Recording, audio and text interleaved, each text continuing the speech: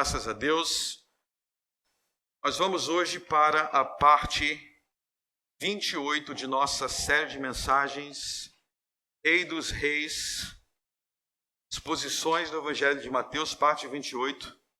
E o título da nossa mensagem hoje é O Ministério da Vingança. O Ministério da Vingança. Vamos abrir em Mateus capítulo 5. Mateus capítulo 5, versos 38 a 42.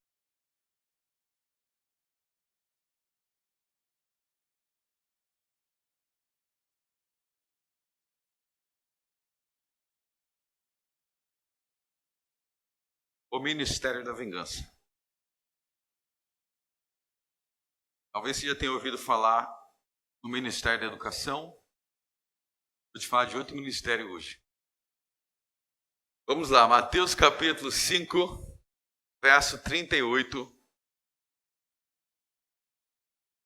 até o 42. Nós já lemos esse texto nas últimas duas ou três semanas. Ouviste que foi dito, olho por olho, dente por dente. Eu, porém, vos digo que não resistais ao mal, mas se qualquer que te bater na face direita, ofereça-lhe também a outra. O que quiser pleitear contigo e tirar-te a túnica, larga-lhe também a capa. E se qualquer que te obrigar a caminhar uma milha, vai com ele duas. Dá a quem te pedir e não te desvies daquele que quiser tomar emprestado de ti. Bom, até agora eu não saí do verso 38. Eu não expliquei ainda os versos 39 a 42, por que não? Porque para entender os versos 39 a 42, você tem que entender bem o verso 38. O verso 38... até o 42, ele segue uma estrutura que está presente desde a introdução do sermão. Vamos recapitular o que eu já disse aqui antes. No verso 17, o Senhor Jesus ele diz que não veio destruir a lei dos profetas, ele não veio destruir, ele veio cumprir. No verso 19, Jesus ensina que os mandamentos de Deus são muito importantes, e que no reino dos céus nós somos grandes ou pequenos, dependendo do quanto que a gente se esforça para guardar os mandamentos de Deus. Verso 19. A partir do verso 21, o Senhor Jesus, quer dizer, no verso 20, o Senhor Jesus ele vai explicar que se você quiser aprender e aguardar os mandamentos de Deus, você não pode seguir falsos mestres. No verso 20, Jesus está falando, não sigam os falsos mestres para aprender os mandamentos de Deus, porque eles vão te confundir a sua cabeça e daqui a pouco você está quebrando os mandamentos de Deus achando que está cumprindo. No verso 20, os escribas e fariseus são isso, são os falsos mestres. No verso 21 em diante, são os comentários do Senhor Jesus sobre os 10 mandamentos, com o objetivo de esclarecer essa confusão que os falsos mestres tinham causado na cabeça das pessoas. Então você tem que entender que na época tinha um monte de falsos mestres, os escribas e fariseus eram os principais, fazendo confusão na cabeça das pessoas, e o Senhor Jesus, que é a luz do mundo, ele vem para tirar a confusão e te conduzir a toda a verdade. Bem parecido com hoje em dia, né? Tem um monte de gente querendo confundir a tua cabeça, mas aqui, agora, o Senhor Jesus está presente com o seu Espírito para te esclarecer. E aí esse esclarecimento funciona da seguinte forma. Se vocês observarem no verso 21, olha só o verso 21. Ouviste que foi dito aos antigos, não matarás, tá? Bom, esse aí que foi dito aos antigos é o 6º mandamento, não matarás. Então, Jesus ele cita o mandamento no verso 21, e aí depois do verso 22 até o verso 26, Jesus esclarece o que aquele mandamento queria dizer, refutando e os falsos mestres ensinavam sobre ele. Então, é parecido com o que a gente faz o tempo todo nessa igreja aqui, o que você deve fazer na sua vida. Você deve sempre se perguntar o seguinte, será que aquilo que eu ouvi é realmente o que a Bíblia dizia? Ou será que tem alguém querendo me confundir? né? Então, você vai ouvir, por exemplo, em João capítulo 3, é que o Senhor Jesus, ele disse assim para o fariseu Nicodemos: é necessário nascer de novo. E aí, na conversa, Jesus explica que esse nascer de novo não é um nascer de novo físico e literal. É um nascer de novo espiritual. Quando você se converte por meio da fé, você tem um encontro com Jesus, você está tendo um novo nascimento. Jesus faz tudo novo. Só que existem alguns falsos mestres no Brasil,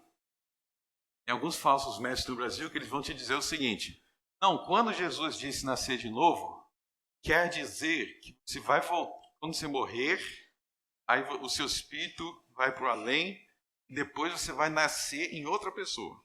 Vai nascer em outra barriga, reencarnação. Você vai reencarnando e evoluindo. Nascer de novo é isso. Então, se você ouvir isso em algum lugar, você tem que se perguntar: peraí, essa frase nascer de novo surgiu da onde? Surgiu de Jesus explicando algo para o fariseu Nicodemos. Aí você tem que se perguntar o que Jesus quis dizer. Não é o que no Brasil estão dizendo que é, o que o líder tal quis dizer. A gente está sempre preocupando o que Jesus quis dizer naquele contexto. E qual o significado daquelas palavras naquele contexto. Então é a mesma situação aqui. Jesus fala assim, ó, não matarás. Vocês não ouviram que tem esse mandamento, não matarás? Só que tem, aí Jesus está explicando, a gente tem que ver, Jesus está fazendo o seguinte: vamos ver o que Moisés quis dizer por não matarás. O que quem Deus falou para escrever o livro de Gênesis, Êxodo, Levítico, Números e Deuteronômio foi Moisés. Não foi o fariseu. Não é o fariseu que escreveu esse mandamento, foi Deus que deu para Moisés. Então vamos voltar e saber o que Moisés quis dizer com isso, para não ficar deturpando as coisas. Então, o Sermão do Monte é isso, é Jesus trazendo esclarecimentos. E em todos os 4 evangelhos, Jesus é isso, defendendo a Bíblia, esclarecendo, dando sentido real e mostrando que todas aquelas coisas apontavam para Ele, eram sobre Ele. Então, se vocês observarem, segue essa estrutura. Então, no verso 21, ouviste que foi dito aos antigos. Aí, do verso 22 até o verso 26, Jesus esclarece. Está esclarecendo. Aí depois no verso 27, ouviste que foi dito aos antigos, não cometerás adultério. Aí Jesus vai e ele esclarece. Esse esclarecimento tem a ver com alguma deturpação que estava ocorrendo naquela época. Então, no caso de adultério, a deturpação, a gente já teve outro sermão, estou só recapitulando aqui. A deturpação é o seguinte: eu não estou mais afim da minha esposa, aquele juramento que eu fiz lá não tem nada a ver mais, que agora a minha esposa já tem 40 anos e eu quero uma de 20. Então, muitos fariseus pensavam assim, já está com uma certa idade, vamos para uma mais nova. Mas olha só, não é adultério não, porque eu já fui lá no cartório e eu já assinei o divórcio, e Jesus vai falar: vocês não podem se divorciar por qualquer motivo. Isso é uma forma de adultério também. Então Jesus está esclarecendo que existem formas de adultério que têm uma fachada de justiça. Como muitas outras coisas que hoje que têm fachada de justiça. E vem nesse conceito de casamento aí,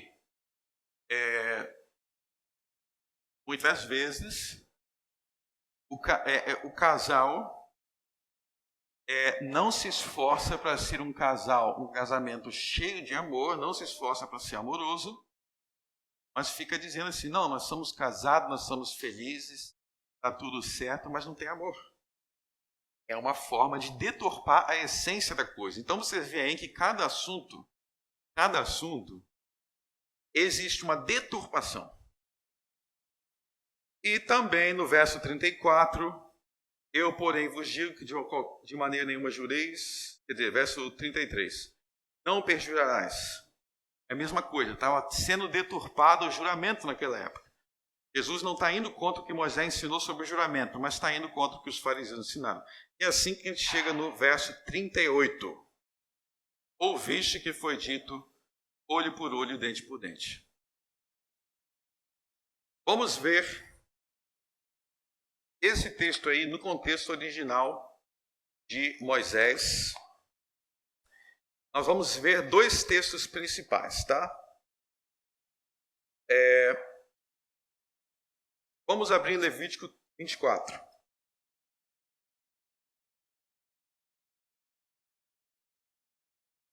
Não, na verdade, primeiro nós vamos para Deuteronômio 19.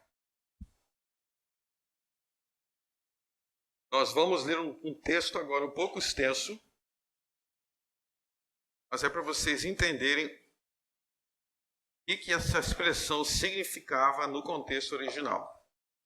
A gente já está algumas semanas lançando as bases, agora a gente vai se aprofundar na frase mesmo. Deuteronômio 19.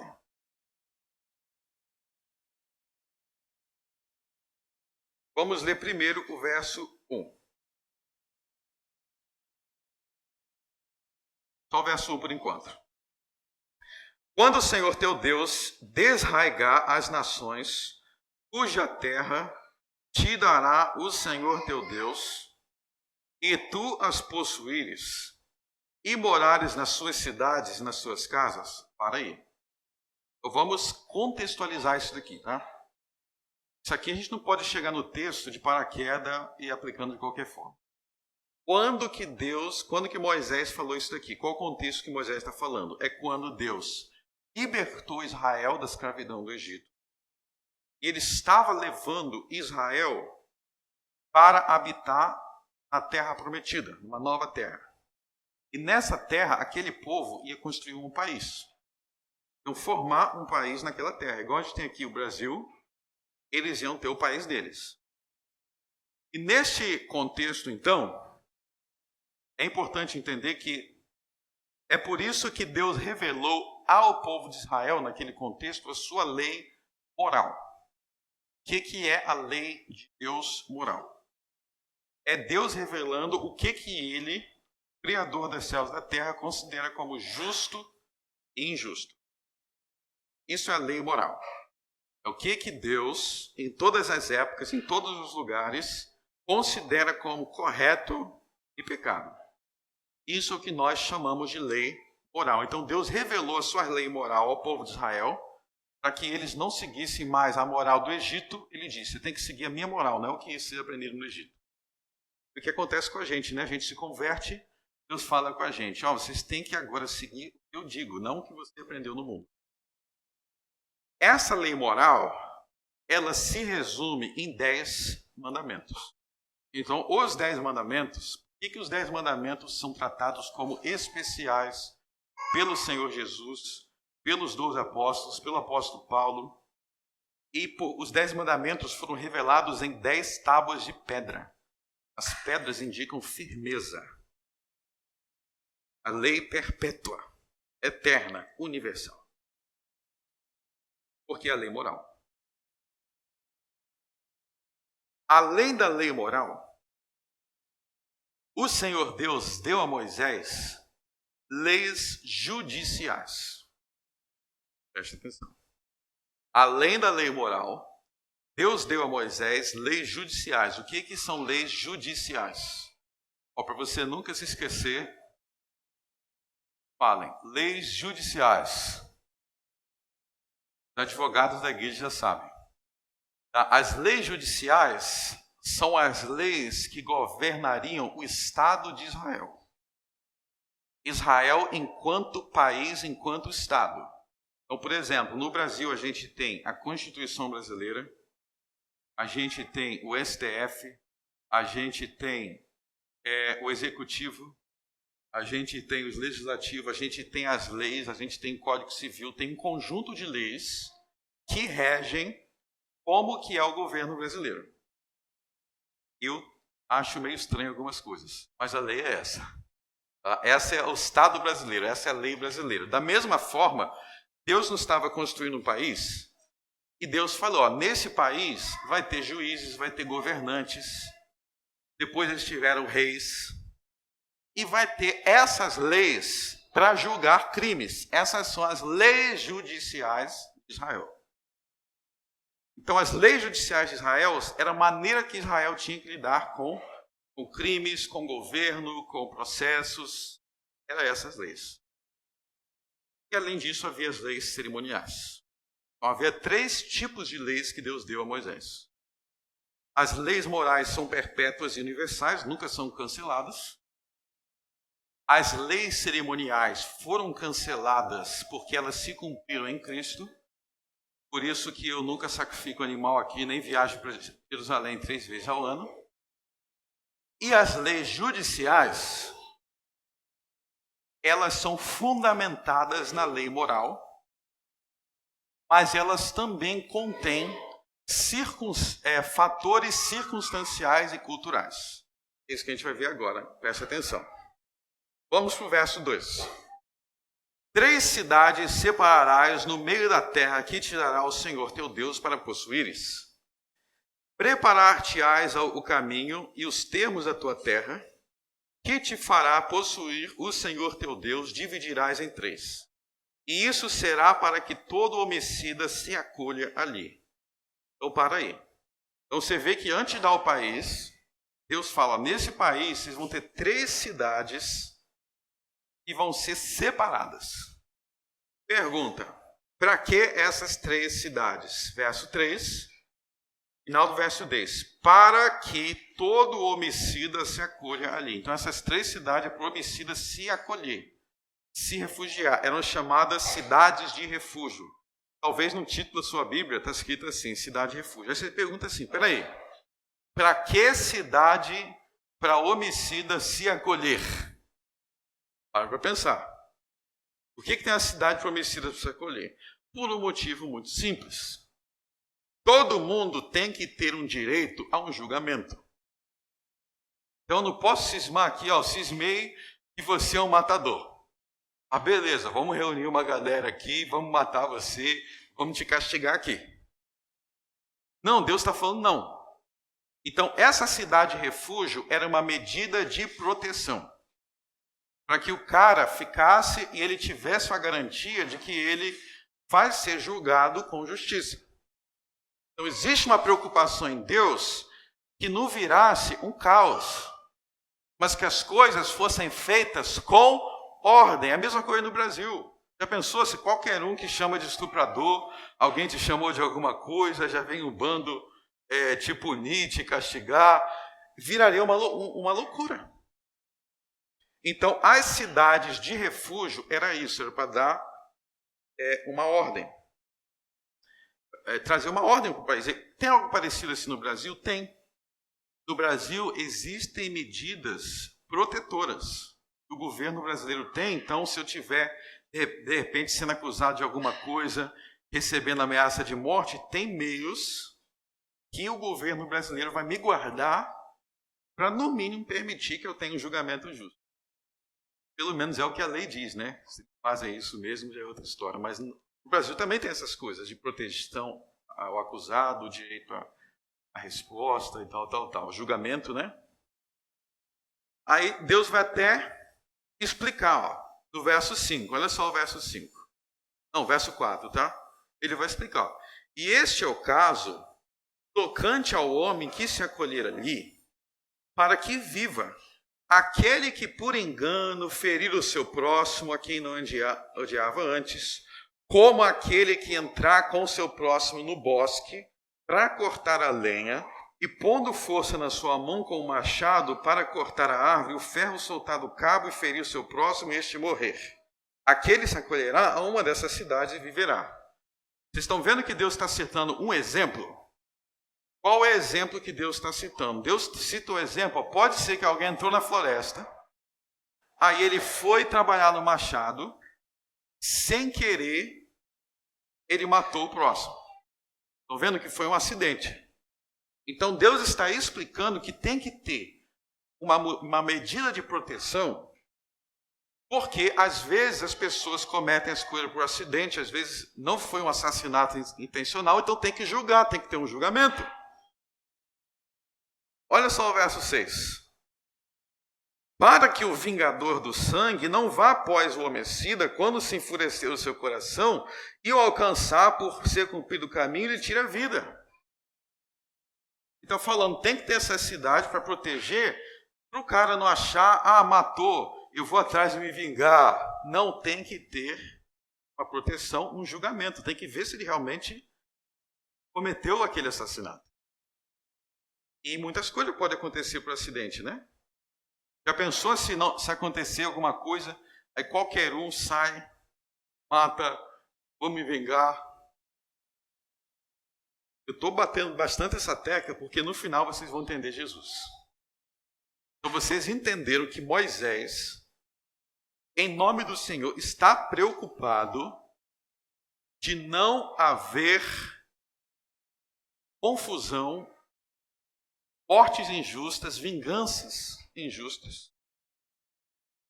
Vamos continuar. Verso 7. Portanto, te dou ordem dizendo, 3 cidades se separará. Só que aí vai vir outro porém.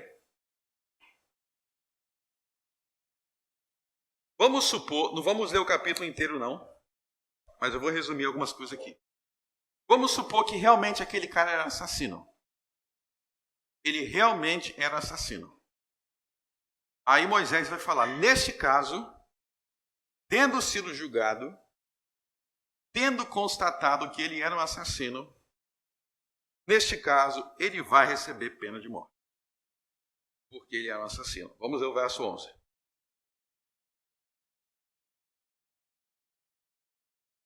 Mas havendo alguém que odeia seu próximo, lhe arme ciladas, se levante contra ele, e o fere mortalmente, de modo que morra, e acolha alguma dessas cidades, então os anciãos da sua cidade mandarão buscá-lo, e dali o tirarão e o entregarão ao vingador, na mão do vingador de sangue para que morra.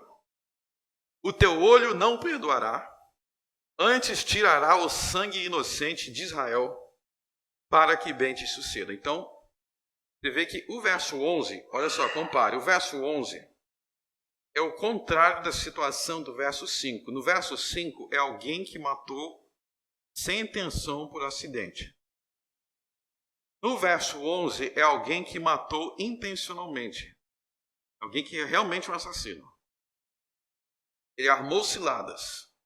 Neste caso, ele deveria receber pena de morte. E quem são os anciãos do verso 12? Os anciãos são os governantes da cidade. Vocês conhecem a palavra senador? A palavra senador no português, ela significa ancião. Que era um cargo de um dos governantes da cidade. Então, os governantes da cidade julgaram, viram que era um assassino e aplicaram a pena a ele. Agora, vamos continuar para o verso 15. Vamos continuar para o verso 15. Uma só testemunha contra alguém não se levantará por qualquer iniquidade ou por qualquer pecado, seja qual for o pecado que o cometeu.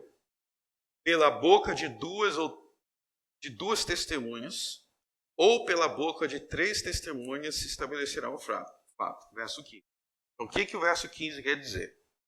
Quer dizer que quando for aplicar uma pena de morte contra aquele assassino, não poderia aplicar sem 2 ou 3 testemunhas. Então, assim, vamos executar esse cara. Como é que a gente sabe que ele é assassino? Porque eu senti, olhando no olho dele assim, eu vi que ele tem cara de matador. Não, não é assim. Deus está falando, tem que ter investigação e tem que ter testemunhas. Ou seja, né, um bando de louco deu na telha, a gente acha que mata. Não é assim. Tem que ter investigação e tem que ter testemunhas. Se tiver uma testemunha, eles poderiam executar? Não. Tem que ter no mínimo 2. Pela boca de 2 ou 3 testemunhas se estabelecerá o fato. Só que não bastava ter essas testemunhas. Estão vendo que para chegar ao ponto de pena de morte, tinha um monte de etapa. O objetivo dessas etapas? Não matar inocentes. Só tinha que executar o assassino. Tem mais uma etapa. Verso 16. Quando se levantar testemunha falsa contra alguém, para testificar contra ele acerca da transgressão, então aqueles 2 homens que tiverem a demanda se apresentarão perante o Senhor, diante do sacerdote e dos juízes que houver naqueles dias. E os juízes inquirirão bem. Então, as testemunhas... Está vendo o juiz? Por que está falando do juiz? Porque tem um julgamento. As testemunhas se apresentam perante os juízes e os juízes aceitam tudo que todo mundo falar? Não, o juiz tem que investigar. Investiga essas testemunhas. Investiga, porque elas estão dizendo, eu vi ele matar, ele é matador. Mas se estiver mentindo? Não acredite, isso que ele está dizendo. O juiz tem que investigar. E se descobrir que aquela testemunha é falsa? E se descobrir que aquela testemunha é falsa? Continua no verso 18.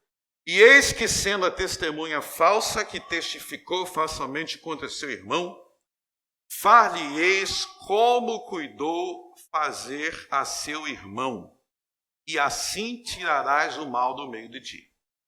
Então, ele estava testemunhando falsamente para o outro receber pena de morte. Descobriram que ele era a falsa testemunha. O que tinha que fazer? Ele receberia a pena de morte. Então, ele morreria. Por quê? Porque ele estava tentando matar o outro. Então, por que isso é importante? Porque antes do cara testemunhar, ele ia pensar bem. Se ele estivesse mentindo, ele corria risco de morrer. Olha, hoje no Brasil, você entra, fala o que você quiser, mente, não acontece nada. Fica por isso mesmo, pode mentir. Muitas vezes é isso. Verso 20. Para que os que ficarem ouçam e temam, e nunca mais tornem a fazer tal mal no meio de ti. Ou seja, as pessoas têm que temer. Não ser uma falsa testemunha no julgamento, porque vai sofrer o mesmo que aquele réu sofreria. Aí vai vir a frase. Preste atenção, verso 21. O teu olho não perdoará. Vida por vida, olho por olho, dente por dente, mão por mão, pé por pé. O que significa então essa frase nesse contexto?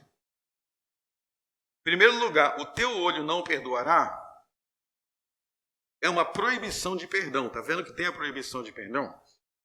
Mas em que contexto essa proibição de perdão acontece? Essa proibição de perdão é uma ordem aos juízes, dizendo que os juízes não poderiam poupar aquele criminoso. Essa proibição está dizendo que o juiz não poderia passar a mão na cabeça do criminoso. Ele tinha que ordenar que ele fosse punido. Então, se alguém aqui, está tendo um julgamento aqui. João está sendo acusado de homicídio. Eu sou o juiz. Aí foi constatado, tem filmagem, tem isso, tem aquilo outro, tem aquilo outro. Ele é homicida. Eu viro para ele e falo, João, quer saber uma coisa? Vai para casa e seja feliz. Se quiser matar mais gente, pode matar. Por casa. Tá bom, está liberado. É isso que o texto está proibindo. Os juízes não podem perdoar, quer dizer, anular a pena de alguém culpado. Por quê? Vida por vida, olho por olho, dente por dente, mão por mão, pé por pé. O que quer dizer isso? Quer dizer que a pena deve ser igual ao crime. A pena deve ser igual ao crime. Então, aquela falsa testemunha, o que aquela falsa testemunha estava querendo levar o réu? Estava querendo matar o réu. Então, que pena ele tem que receber? Ele tem que morrer também. Abra em Êxodo 22, para a gente ver outro exemplo.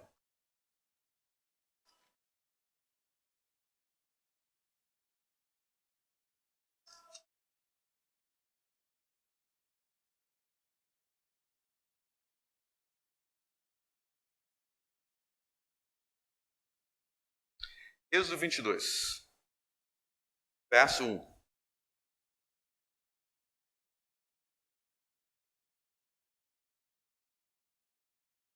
Se alguém furtar boi ou ovelha, e o degolador ou vender, degolar ou vender, por um boi pagará 5 bois, pela ovelha 4 ovelhas. Então aí tem a pena para o roubo. Alguém roubou um boi, qual é a pena? Ele vai ter que devolver 5 bois. Tem que devolver 5. Por quê? Porque a pena tem que ser proporcional ao crime. Então, se o crime dele foi roubo, ele tem que sofrer isso, ele tem que ter seus bens tomados. Continue para o verso.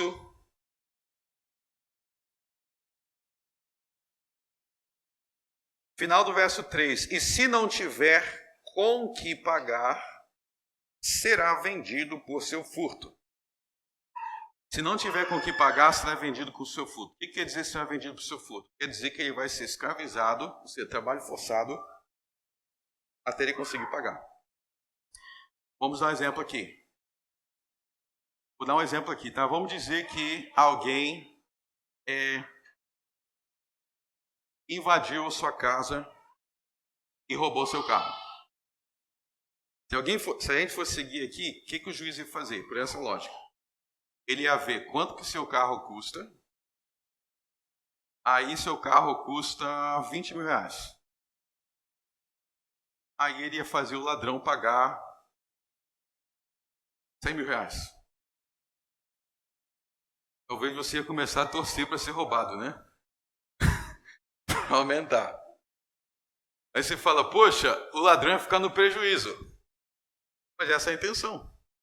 Ele tem que sofrer o que ele fez.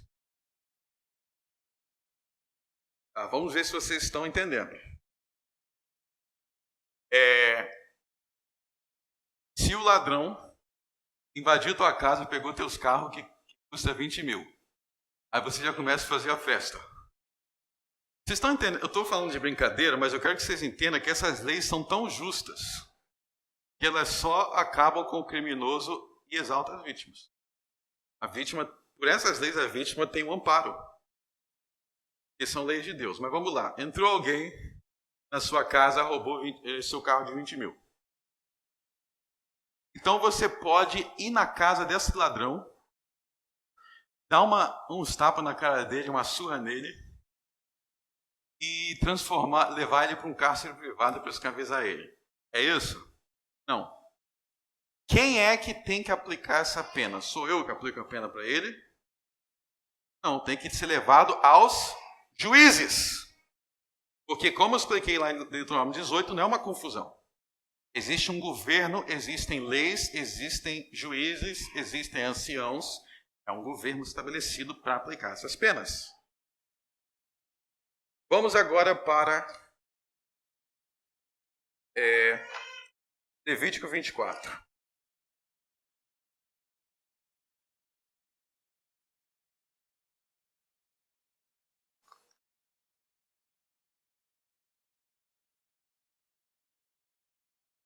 Levítico 24, nós vamos ler do verso 17 a 22. Levítico 24, 17 a 22, essa expressão do Senhor Jesus aparece também.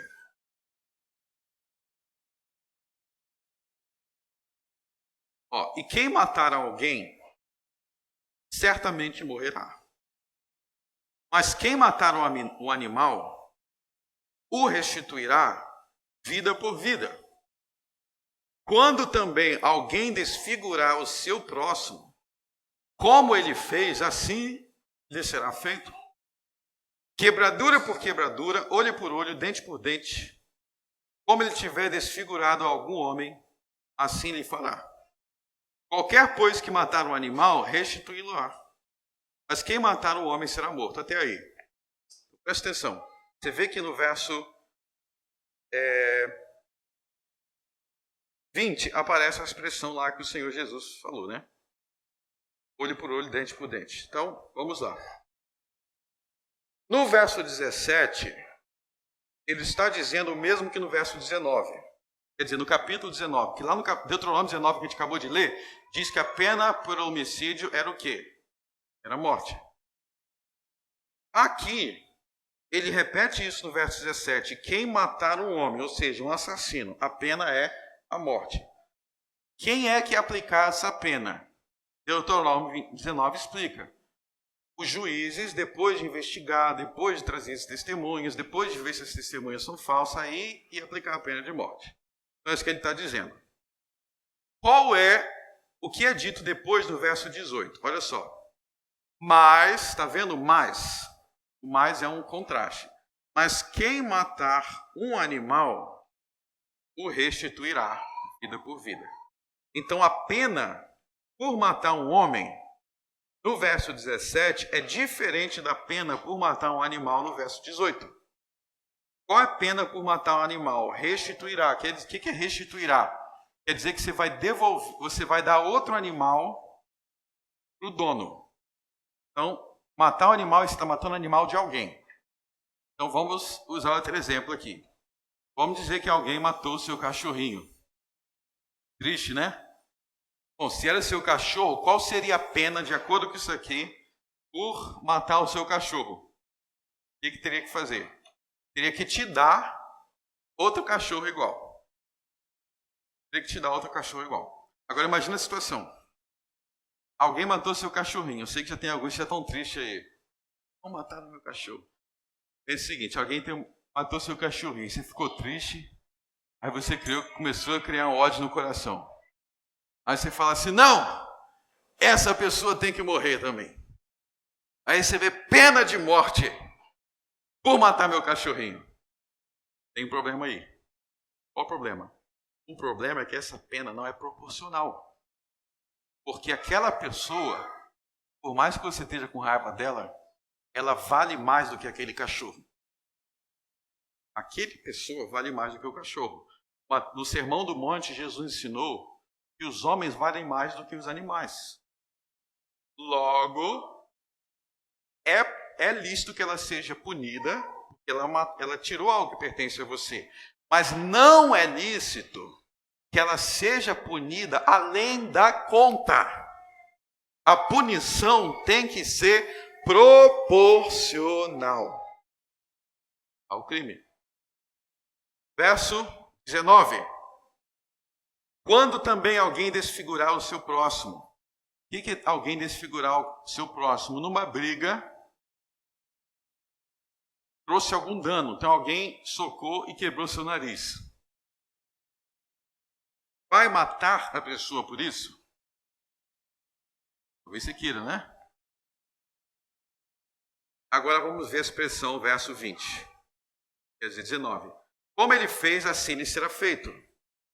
Presta atenção. Como ele fez, assim lhe será feito.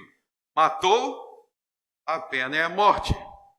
Roubou, a pena é ter os bens tomados. Desfigurou o próximo, qual seria a pena? Ele seria desfigurado. Então o que aconteceria? Verso 20. Quebradura por quebradura, olho por olho, dente por dente. Como ele tiver desfigurado algum homem, assim ele se lhe fará. Então vamos dizer que alguém, vamos botar numa situação bem atual. Um homem deu uma surra na sua esposa. O que os juízes de Israel fariam? Ia julgar, viu que ele deu uma surra, o que eles fariam? Deitariam ele no chão e dariam uma surra nele. Ele fica lá um tempo tomando pancada. Era uma das penas. Eu queria que voltasse essa pena. Quem bate tem que apanhar. É isso que ele está dizendo. Alguém socou alguém e perdeu o olho. A pessoa perdeu o olho. O que o juiz faria? Ele ia lá, ele ia arrancar o seu olho. Você sofreria que vocês... Então, vocês entenderam o significado de olho por olho, dente por dente? Quer dizer que quando um juiz vai julgar, Ele pode passar a mão na cabeça e deixar solto? Não.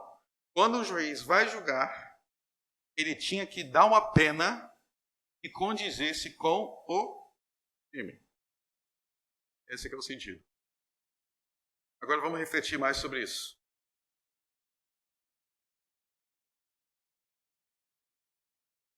Vamos voltar para Romanos capítulo 13.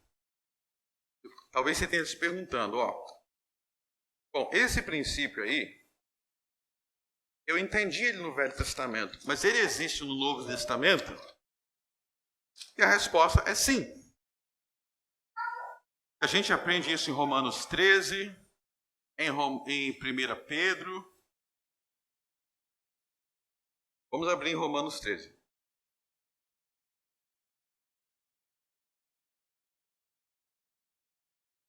Toda alma esteja sujeita às autoridades superiores, porque não há autoridade que não venha de Deus, e as autoridades que há foram ordenadas por Deus.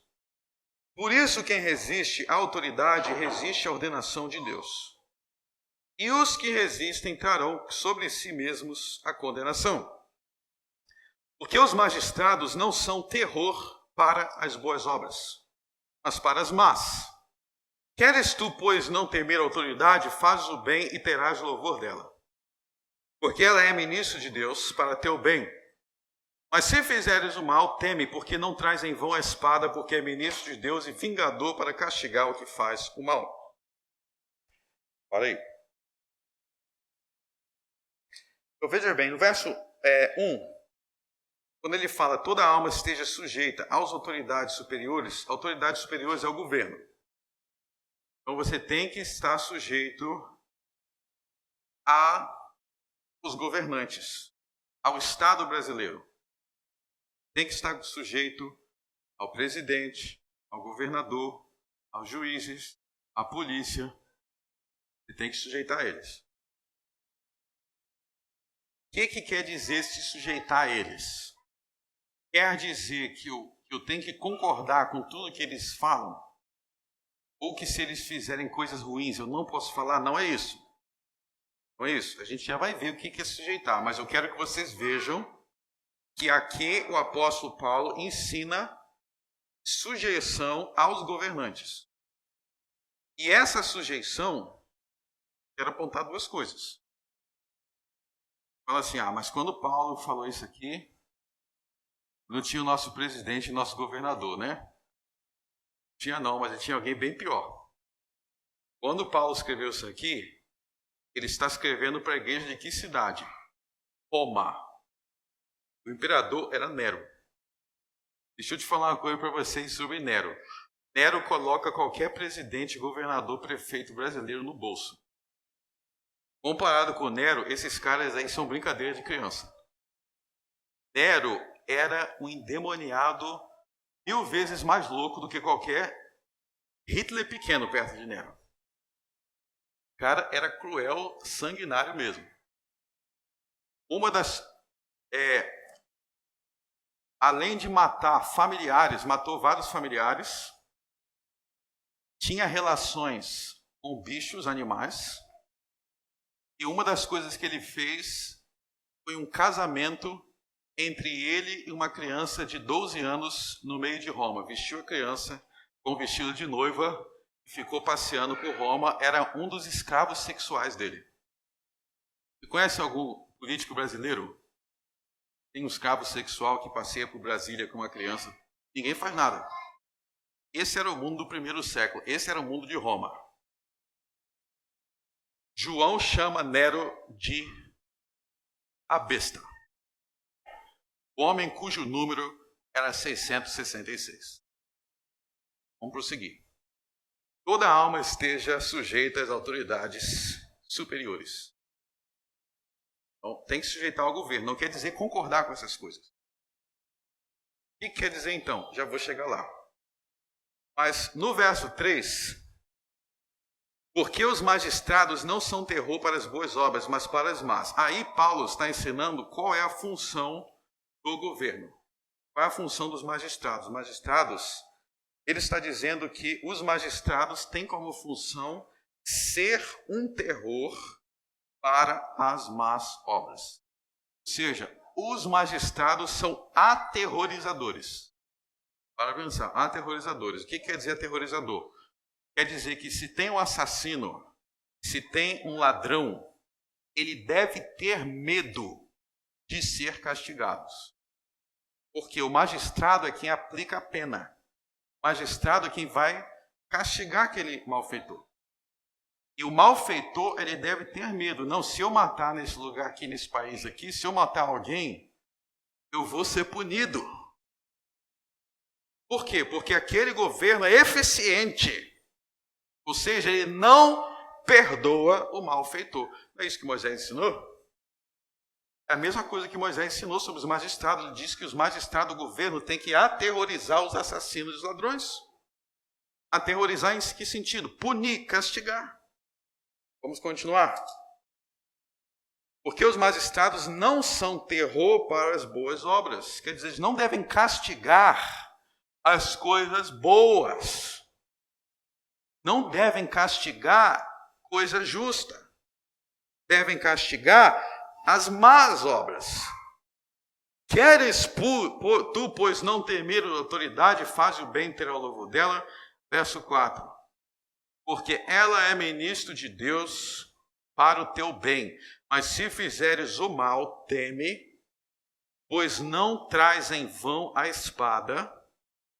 Agora vai entrar o ministério da vingança.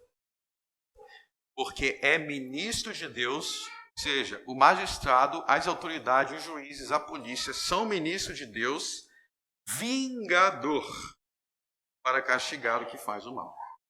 Então você acabou de ver aí que no Novo Testamento, os juízes, os governantes, têm a mesma função que eles tinham no Velho Testamento, que era punir os malfeitores e louvar, quer dizer, exaltar o que faz o bem.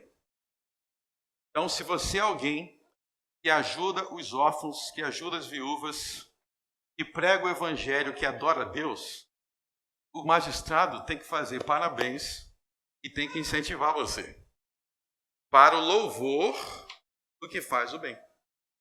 Agora, se você é matador, se você é caloteiro, se você faz coisas que na sociedade estão causando mal para o próximo, coisas que de alguma forma está prejudicando, ele está perdendo os seus bens, ele está sendo morto, tem gente sendo estuprado, o magistrado tem que intervir para aterrorizar a tua vida e transformá-la numa miséria. Então, se você é um assassino, o magistrado tem que cuidar que você não consiga viver sem ser punido. Se você é um ladrão, você não tem que se sentir livre para roubar. Você não tem que se sentir livre para fazer coisas que vão trazer morte e destruição para a sociedade. Essa é a função do governo. Então eu pergunto para vocês, segundo o apóstolo Paulo, se alguém roubasse, se alguém matasse, aqueles exemplos que a gente viu lá no Velho Testamento, o apóstolo Paulo não defenderia o mesmo que Moisés, que tinha que ter uma pena de acordo com o que foi cometido? Logo, a gente vê aqui que o cristão, ele não pode ser neutro em relação a essas pautas que dizem a respeito de como o governo tem que ser. Existe um princípio bíblico existem princípios bíblicos de como o governo tem que ser. O cristão não é neutro em relação a questões políticas. Porque o cristão tem convicções que ele deve ter em relação à política. Por exemplo, o cristão ele não pode defender que homicidas não sejam punidos, não é uma opção. Ele tem que defender que os homicidas têm que ser punidos, que ladrão tem que ser punido. É um dos motivos pelos quais nós, como cristãos, nós não podemos defender que o aborto não seja punido. Estado. O aborto tem que ser punido pelo Estado porque o aborto é um derramamento de sangue. É um homicídio. O cristão não pode defender qualquer coisa que está causando destruição, morte. O cristão deve defender que o governo se posicione em relação a essas coisas. Como o cristão não pode permitir que coisas pecaminosas sejam incentivadas, sendo mais específico, coisas destrutivas sejam incentivadas. Então, se você vivesse, por exemplo, na Alemanha, no tempo dos nazistas, você não podia falar assim, eu não me importo com o que Hitler vai fazer aqui. Não, você tinha que defender que Hitler, como governante da Alemanha, ele tinha que defender a vida. Não matar as pessoas arbitrariamente. Isso é um princípio cristão. Vocês estão no capítulo 13, não estão? Bom, então eu acabei de provar para vocês que Paulo concorda com Moisés e Paulo concorda com o olho por olho, dente por dente. Eu acabei de provar que o olho por olho, dente por dente, então, não é um princípio ruim, mas é um princípio de amor. Porque olho por olho, dente por dente, então, significa que nós devemos desejar que o nosso próximo seja protegido de maldades que os criminosos cometem. Esse que é o princípio. E sempre que você pensar olho por olho, dente por dente, você tem que pensar assim. É o princípio de que o criminoso tem que ser punido para que o meu próximo, que eu amo, seja protegido de maldades que os malfeitores cometem. Então, nunca pense nessa passagem de Moisés negativamente. Nunca. Tem que pensar assim, a minha mãe, meu pai, a minha irmã, o meu irmão, meus filhos, os meus amigos, os meus irmãos, até pessoas que eu não conheço. Que tipo de sociedade eu quero que eles vivam? Eu quero que eles vivam numa sociedade que eles saem na rua e correm o risco de ser estuprados. Eu quero que eles vivam na sociedade que suas casas sejam invadidas. Eu quero que eles vivam na sociedade que eles não podem comprar as coisas porque já tem alguém roubando. Então, punir os malfeitores, olho por olho, dente por dente, é sim um princípio, não só de justiça, mas um princípio de amor, porque é um princípio de defesa do fraco contra o malfeitor.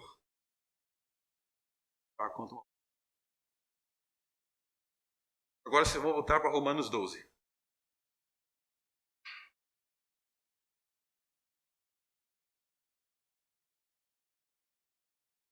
Eu vou ler depois de você e vamos explicar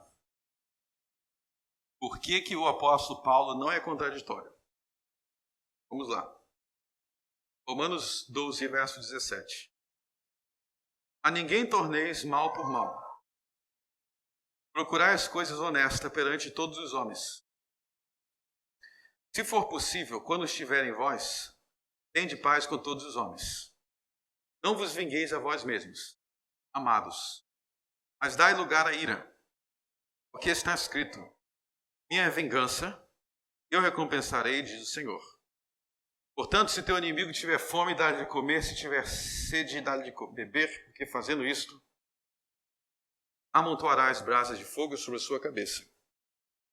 Não te deixes vestir do mal, mas vence o mal com o bem. Olha aí. No verso 19, Paulo diz, não vos vingueis a vós mesmos. Então, ele está proibindo algo, ele está proibindo você de se vingar. Pergunta. O que ele está proibindo você de se vingar?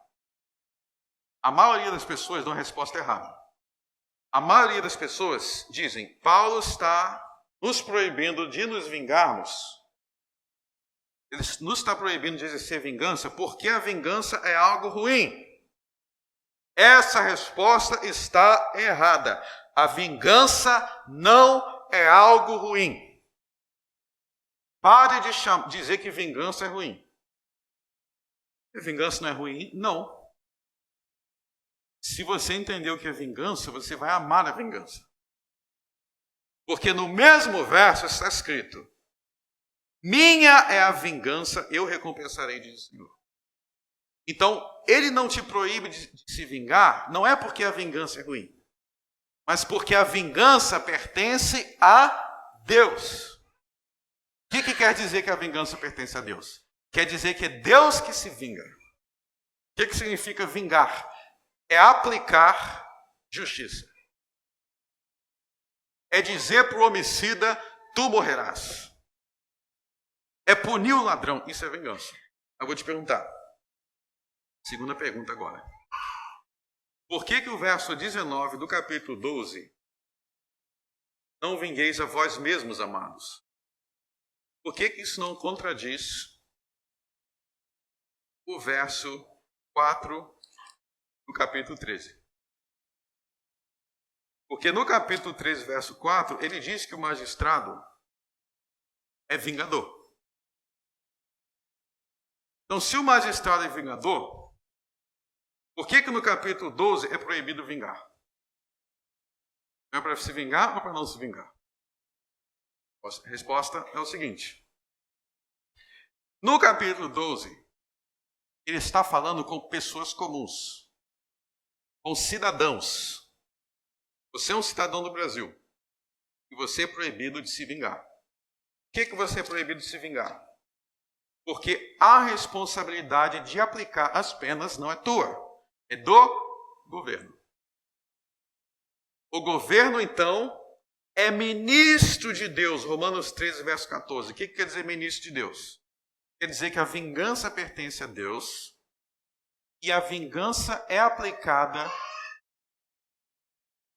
por meio dos juízes e dos governantes do Estado. O que isso implica? O mesmo que Moisés ensinou. Quando tinha um homicida, lá no Velho Testamento, a população poderia sair matando aquele homicida? O que a gente acabou de ler em Deuteronômio 19? Não. Inclusive tinha cidade refúgio para impedir isso. Tinha que ter um julgamento, tinha que ter testemunha, tinha que ter o juiz, tinha que ter o Estado para julgar e aplicar a pena. Então, a população do Velho Testamento, a pessoa comum, também não poderia se vingar. Não vos vingueis a vós mesmos. Mas o governo tem que aplicar justiça. O governo tem que aplicar justiça. Com isso, nós aprendemos, então, que os governantes, agora eu vou linkar com os sermões passados. Os governantes têm o dever de fazer algo parecido com o que Jesus faz. Os governantes têm o dever de fazer algo parecido com o que Jesus faz. O que a gente aprendeu nas semanas anteriores sobre Jesus? Que Jesus é justo juiz. Como justo juiz, como rei do universo, o que Jesus faz? Ele recompensa o bem, ele pune o mal. Ele puniu Judas Iscariotes. O que era Judas Iscariotes? Ladrão, traidor. O que os juízes terrenos têm que fazer? Tem que punir ladrões.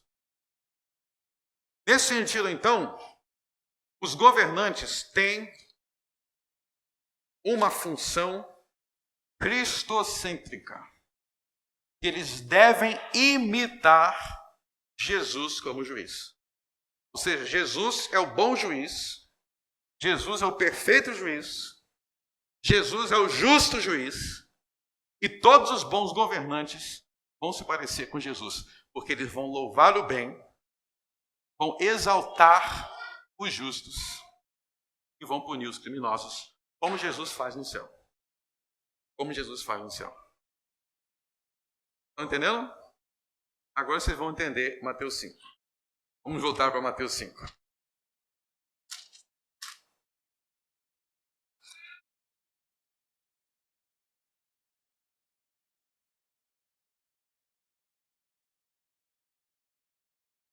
Mateus 5:38. Ouviste que foi dito olho por olho, dente por dente. Ou seja, ouviste que foi dito, quando alguém comete um crime, ele deve ser levado aos juízes, ele deve ser levado às autoridades, e as autoridades devem julgá-los de acordo com as suas obras. Devem julgá-los segundo as suas obras. Se as suas obras forem massas, se ele for criminoso, ele deve ser punido de acordo com o seu crime. E se ele for um homem inocente, ele não deve ser punido. Olho por olho, dente por dente, é isso. Eu, porém, vos digo, agora eu vou explicar, que os fariseus, eles te ensinam que vocês têm que fazer justiça com as próprias mãos. Eles te ensinam que vocês têm que guerrear contra Roma. Eles te ensinam que vocês têm que degolar os soldados romanos. Eles ensinam que vocês têm que fazer uma revolução contra Roma e derrubar esse governo maldito. Eles te ensinam que quando os tribunais não fazem justiça, eu tenho que ir lá fazer justiça e me vingar com as minhas próprias mãos. Eles te ensinam isso. Eles contrariam Moisés, porque Moisés proibiu a vingança pessoal. Mas o que os fariseus ensinam? Que você tem que se vingar de vocês mesmos. Então, se você vê uma adúltera, você vai lá e mata. Se você vê um ladrão, você vai lá e espanca ele. Por quê? Eles deturpam Moisés. Mas eu digo para vocês que a vingança não pertence a vocês. Que se você for julgado por um tribunal injusto de Roma, e o juiz for injusto, e ele te ferir na tua face, ele te der um tapa, não inicie uma revolução. Não retruque ao policial. Não degole os soldados romanos. Cala a tua boca e espera, porque Deus vai te vingar. E se alguém for no tribunal pleitear contigo para arrancar a tua túnica, e o tribunal não fizer justiça para você, larga-lhe a capa. Não fica procurando vingança pessoal. Porque Deus vai fazer justiça com você. E se o soldado romano, como fez no dia da crucificação de Jesus, que obrigou um homem a carregar parte da cruz de Jesus por 1 milha, não participe da revolução dos fariseus. Porque você não é juiz para aplicar olho por olho, dente por dente. Você é um cidadão comum. E não vos vingueis a vós mesmos, meu amado irmão. Então baixa a cabeça, aceita. Porque quem vai guerrear contra Roma sou eu, Jesus. Quando eu subir ao céu. É Deus quem vai te vingar das maldades de Roma. Não são vocês se vingando a vós mesmos. Então, o verso 39, 40 e 41, eles estão apresentando um cenário de tribunal. Tá? Verso 39, 40 e 41. Se você entender que o verso 38, ele está falando de um tribunal. Mas se eu falar, eu não sabia que era um tribunal. Se você souber o que é olho por olho, dente por dente, no contexto original, você sabe que ele está falando de um tribunal. No tribunal, alguém te deu um tapa. O que você faz? Está ensinando os cristãos primitivos. O que você faz? O que Pedro fez quando os soldados prenderam ele? O que os apóstolos fizeram? O que você vai fazer? Pensa, o que você vai fazer? Eu vou para a mão. Eu vou brigar. Sabe o que Roma fez com Israel? Quando os revolucionários, incentivados por esses falsos mestres, foram para a mão contra Roma? Foram completamente destruídos. Não sobrou pedra sobre pedra. Lutar contra Roma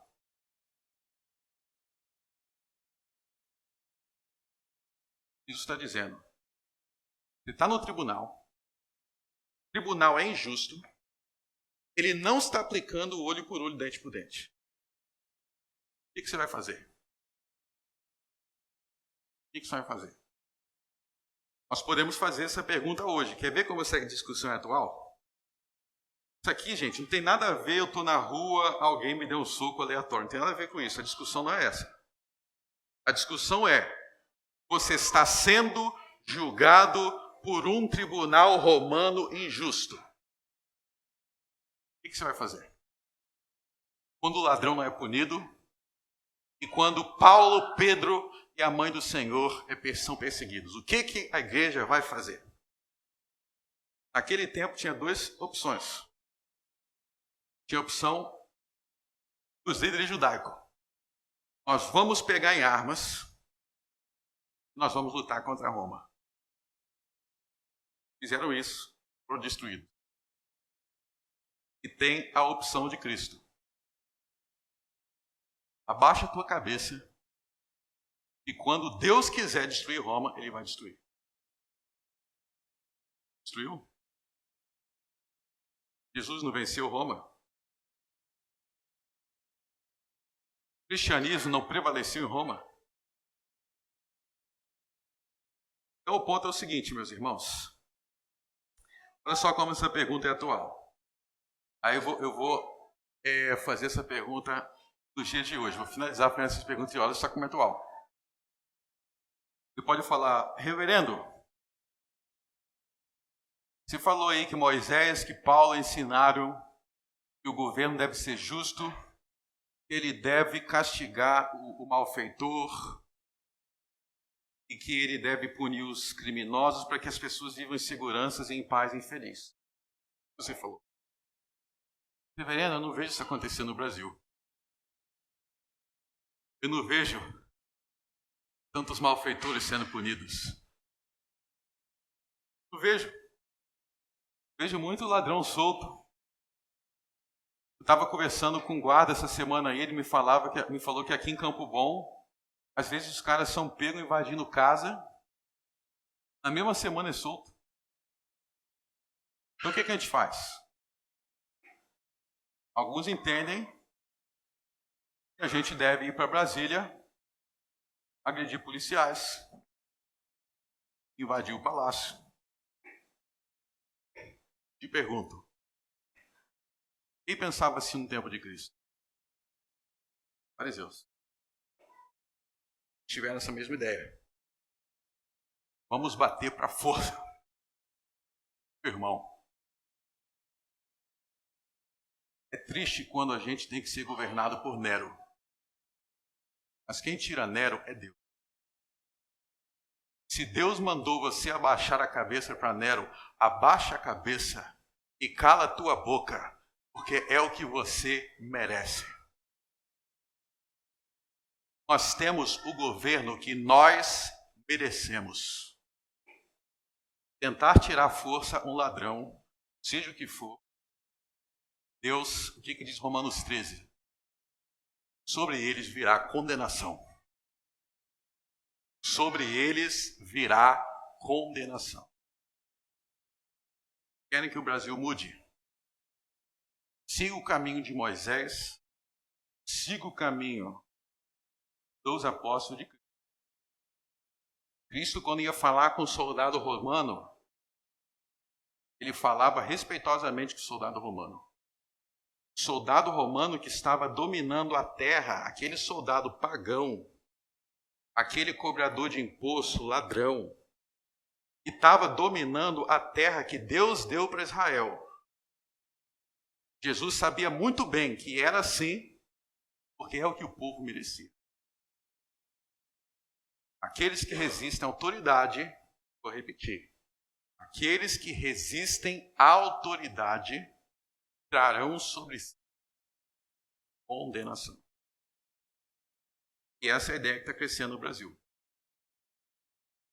A forma de combater corrupto. Esse texto é diretamente sobre isso. Você vai para um tribunal, tem um monte de injustiça no Brasil. Jesus não aprovou a injustiça, não. Ele não aprovou, pelo contrário, ele pregava contra. mas ele não usou de violência. Eu vou ser julgado, mas aquele tribunal não fez justiça comigo. O que eu vou fazer? Eu vou me vingar? Eu vou lá e vou pegar aquele cara, eu vou bater, eu vou espancar? Não. Larga de mão e espere que Deus vai fazer justiça. Melhor do que você é capaz. Melhor do que você é capaz de fazer. Eu quero finalizar, então, mostrando para vocês que o verso 39 não tem nada a ver com gente te batendo e você falando, bate mais, bate mais. Para de deturpar as coisas, tá? Isso aqui é algo muito mais sério. Isso aqui é o que fazer quando nós estamos diante de um governo injusto. E não segue o olho por olho, dente por dente. Você vai confiar em Deus. E eu quero finalizar dizendo algo para vocês sobre o Apocalipse, tá? A gente vai chegar lá aos poucos.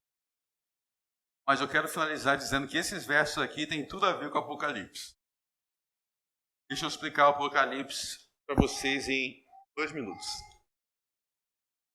Quando Jesus disse, basicamente, oferece também a outra, larga ali a capa, ele está dizendo, você não tem o que fazer, então deixa que Deus vai, larga de mão que Deus vai fazer.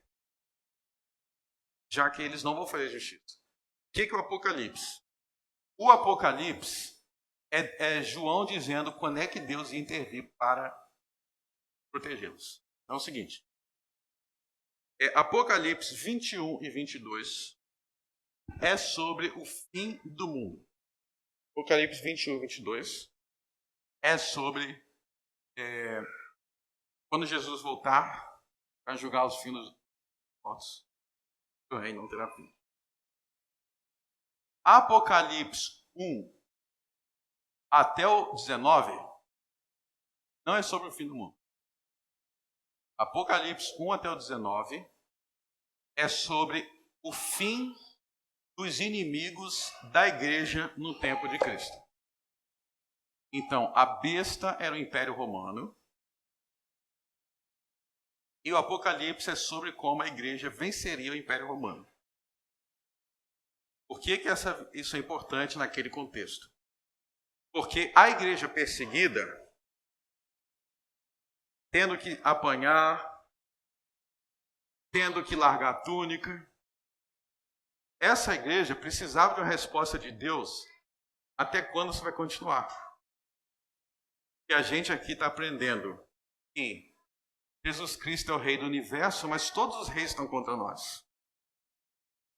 Então, o Apocalipse é Deus assegurando que aqueles inimigos que eles tinham, o Império Romano que os perseguiam, é garantindo que quando eles tomavam tapa nos tribunais e não podiam fazer nada, eles não precisavam iniciar uma revolução armada, porque Deus, Jesus Cristo do céu, Apocalipse 19, Jesus Cristo do céu já estava guerreando contra o Império Romano. E eles venceriam. E eles venceram. Nós vencemos esses que humilharam os nossos primeiros.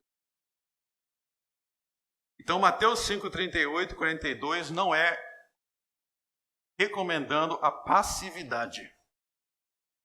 Pelo contrário, é ensinando a forma eficaz e verdadeira de lutar contra o mal. Não é da forma dos fariseus, na violência. É da forma de Cristo, aguardando e esperando e confiando nas armas. Vamos orar. Senhor, nosso Deus, nosso Pai, graças te damos por todas as coisas. Nós reconhecemos, Senhor, que muitas vezes nós nos sentimos impacientes. Tantas maldades, tantos roubos, tantas mentiras. Mas, Senhor, nós não queremos nos vingar a nós mesmos. Nós queremos aprender que a intervenção de Deus, por meio de seu Filho, é sempre muito maior. Ó Senhor Deus, tenha misericórdia dessa nação e nos dê juízes, governantes, magistrados, que amam a Deus verdadeiramente e que julgam com justiça. Mas se porventura nós estivermos em circunstâncias em que nós nos sentimos injustiçados, não permita, Senhor, que venhamos usar armas carnais. Que nós venhamos nos defender, sim, mas somente da maneira que a Tua palavra ensina. De modo, Senhor, que se diante dos tribunais nós não tivermos alternativas, tamanha injustiça, que nós venhamos, então, nos refugiar na única saída que nós verdadeiramente temos, que é Jesus Cristo. Nos ensine, Senhor, a confiar em Jesus. Em nome dele oramos. Amém.